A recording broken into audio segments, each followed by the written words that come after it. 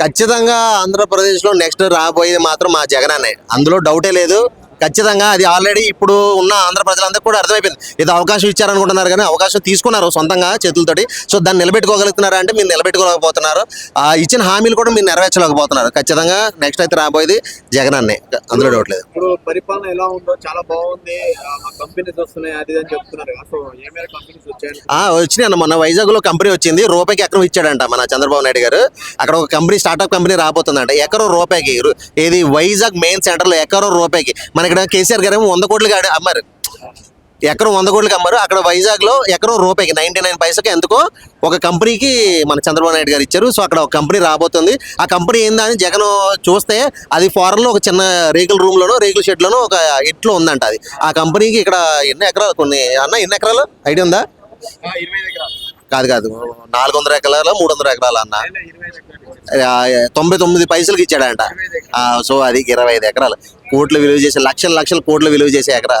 సరే అదనమాట, అది డెవలప్మెంట్ మాకు అది. సో ఇప్పుడు జగన్ గారి పరిపాలన మీకు ఎలా అనిపించింది? చంద్రబాబు నాయుడు గారి పరిపాలన ఎలా అనిపించింది? జగన్ గారి పరిపాలన అయితే పేదల పరిపాలన, పేదల రాజు ఆయన. పేదల కోసం పుట్టినవాడు, పేదలకి ఆదుకున్నవాడు అన్న. ఇక్కడ డెవలప్మెంట్ అంటే ఉన్నవాడిని డెవలప్ చేయడం కాదు, లేనివాడిని డెవలప్ చేయడం. లేని వాడికి రూపాయి పెట్టి వాడికి డెవలప్ అవ్వడానికి అవకాశం కల్పిస్తే దాన్ని డెవలప్మెంట్ అంటారు. ఇప్పుడు ప్రతి ఒక్కడు రోడ్డు మీద తిరిగి బేవరికి తిరిగేవాడిని తీసుకొచ్చి వాడికి ఏదైనా అవకాశం కల్పించారు, నువ్వు పని చేసుకోరా అంటే వాడు పని చేసుకుని వాడి కుటుంబానికి పోషణ ఇస్తాడు. సో వాళ్ళు ఏదైనా ఒక రూపాయి డెవలప్ చేసుకుంటే ట్యాక్స్లు పెరుగుతాయి.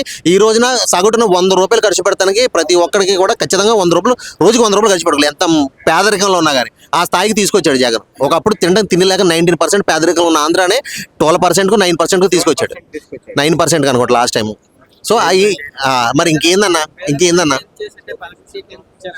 అది ఎందుకు ఇచ్చారు అంటే ప్రజలు ఇవ్వలేదన్నా. అది మన ఖచ్చితంగా అది అపోహ, అది ప్రజలు ఇచ్చింది కాదు, మన సొంతంగా తీసుకున్నది అనమాట. మన వాళ్ళు సొంతంగా తీసుకున్నది అది. సో ప్రజలు ఇచ్చింది కాదు అది. మా పవన్ అన్న వాళ్ళు అనమాట. మా పవన్ అన్న పైనుంచి తాతయ్యతో మాట్లాడి తీసుకొచ్చి ఇక్కడ తాతయ్యకి అప్ చెప్పాడు. అది మెయిన్ పెద్ద తాత ఉన్నాడు కదా అక్కడ, ఆ తాత దగ్గర నుంచి తాత చేసింది అంతా అది. ఓకే, మోడీ తాత. ఇంకెవరు? చాలా మంది జగన్ గారు వస్తే రాజారెడ్డి పరిపాలన వస్తున్నారు. ఒకవేళ రాజారెడ్డి పరిపాలన వస్తే ఆంధ్రప్రదేశ్ రక్తపోతం ఎలా జరుగుతుంది అన్న? లాస్ట్ 5 years కరోనా టైంలో 2 సంవత్సరాలు కరోనా పోయినా కూడా మిగతా 3 సంవత్సరాల్లో ఎంత అభివృద్ధి అంటే ప్రజలకు వ్యవసాయం ఎంత సేవ చేశారు ఆయన. అప్పుడు రాలేదే మరి రాజారెడ్డి పాలన, ఇప్పుడు ఎందుకు వస్తుందని మీరు అందరూ అంటే. అప్పుడేమో ఏదో ల్యాండ్ యాక్టింగ్ అన్నారు అని చెప్పేసి దీని మీద ఫోకస్ పెట్టి జనాల్ని అది తిప్పాలని డ్రైవేట్ చేశారు. ఇప్పుడు రాజారెడ్డి పరిపాలన అంటే జగన్ అన్న రాగానే అప్పుడే రావాలి కదా. అప్పుడు రాజ్యాంగ పరిపాలన ఎందుకు వచ్చింది? ప్రజలకు ఎందుకు అంత ఆదుకున్నాడు, అందుకు అంత సేవ చేశాడు. ఆ ఇంటికి ఫుడ్, రైస్ కానీ మొత్తం రేషన్ కానీ ఇంటికి ఎందుకు పంపించాడు, డోక్రా ఎందుకు ఇంటికి పంపించాడు, ప్రతిదీ లోన్లు కానీ ఏమైనా సరే ఇంటి దాకా ఎందుకు వచ్చినాయి. ఏం జరగాలన్నా కానీ వాలంటీర్లతో పనులు అయిపోయి ఎందుకు చేశాడు? మరి అప్పుడే చేయొచ్చు కదా. రాజారెడ్డి పాలన ఏ పాలన అయినా మీరు అన్న పాలన అది ఉండదు, ప్రజల పాలనే వస్తుంది ఖచ్చితంగా అన్న. మొన్న జగన్ గారు 2.0 అన్నారు. ఈ విషయంలో నేను ఒక మాట చెప్పాలనుకుంటున్నాను. ఎందుకంటే ఇప్పుడు వీళ్ళు టీడీపీ గెలిస్తే రెడ్ బుక్ పరిపాలన అని చెప్పి, జగన్ గెలిస్తే బ్లూ బుక్ పరిపాలన అని చెప్పి మీరు కొట్టుకొని మిమ్మల్ని అన్న వాళ్ళని చంపి మీరు చంపి జైల్లో స్టేషన్లో పెట్టుకుని మరి జనం పరిస్థితి ఏం కావాలి? నాకు తెలియకడుతున్నా, జనం పరిస్థితి ఏం కావాలి? మీరు కొట్టుకుని చేయడానికి ప్రతీకారాలు తీర్చుకోవడానికి మీరు అధికారంలోకి వస్తే మరి జనాల పరిస్థితి ఏం కావాలనేది నా క్వశ్చన్ అనమాట. సో నేనేమంటున్నానంటే అలాంటివి అన్ని వదిలేసుకుని మీరు గెలిచారు. సో మీరు మళ్ళీ అధికారంలోకి రావాలంటే మీరు ఏం చేయాలి? ఇచ్చిన హామీలు నెరవేర్చుకోవాలి. ఒక్కొక్కటి అంటాడన్నా, హామీలు ఎందుకు నీకు, డబ్బులు అవసరమా నీకు, దేనికి డబ్బులు నీకు, హామీలు పథకాలు నీకు దేనికి? నువ్వు కష్టపడి బతకలేవా? నువ్వు కష్టపడి బతకలేవు నన్ను అడిగేవాడికి నేను ఒకటే మాట చెప్తున్నా, ఆ పథకాలు అడ్డు పెట్టుకుని నువ్వు ఎందుకు వచ్చావు? కష్టపడి బతకండి, నేను మీకు ఇవిస్తా నేను ఎందుకు చెప్పాలి? మీరు కష్టపడి బతకండి, నేను రూపాయి ఇవ్వను, నేను ఏం చేయను మీకోసం చెప్పాలి కదా. చెప్పకుండా పథకాలు ఇస్తా అని పేద ప్రజలకి ఆశ పెట్టి ఈ రోజున వచ్చిన తర్వాత నీకు ఎందుకు ఇవ్వాలి, దేనికి ఇవ్వాలని జనాలు మాట్లాడుతున్నారు కదా కొంతమంది.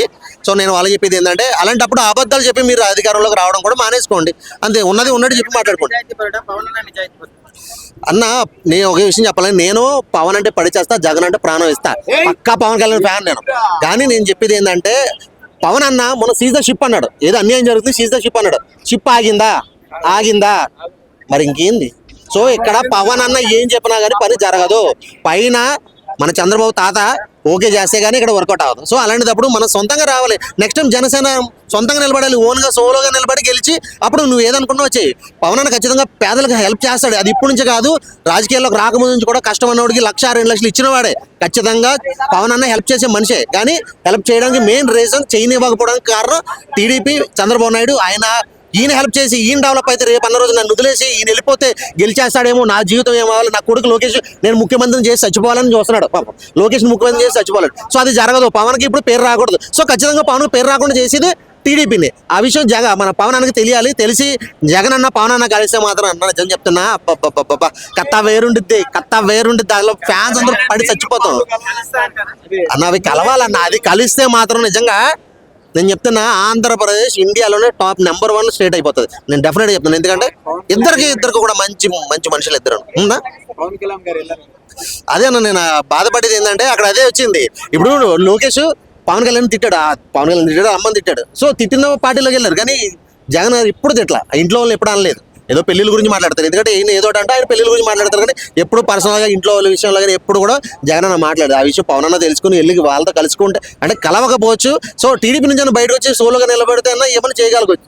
అంతేగాని టీడీపీలో ఉన్నంతసేపు మాత్రం చేయలేడు. ఎవరి పరిపాలన రానున్న రోజుల్లో ఖచ్చితంగా జగన్ గెలిస్తాడు, అందులో డౌట్ లేదు. ఎందుకంటే మీ మీడియా ప్రకారంగా పబ్లిసిటీ అనేది పవన్ కళ్యాణ్కి టీడీపీకి ఎక్కువ ఉండొచ్చు. కానీ ప్రజల్లో ప్రతి ఒక్కరికి గుండెల్లో ఉన్నది మాత్రం జగనే.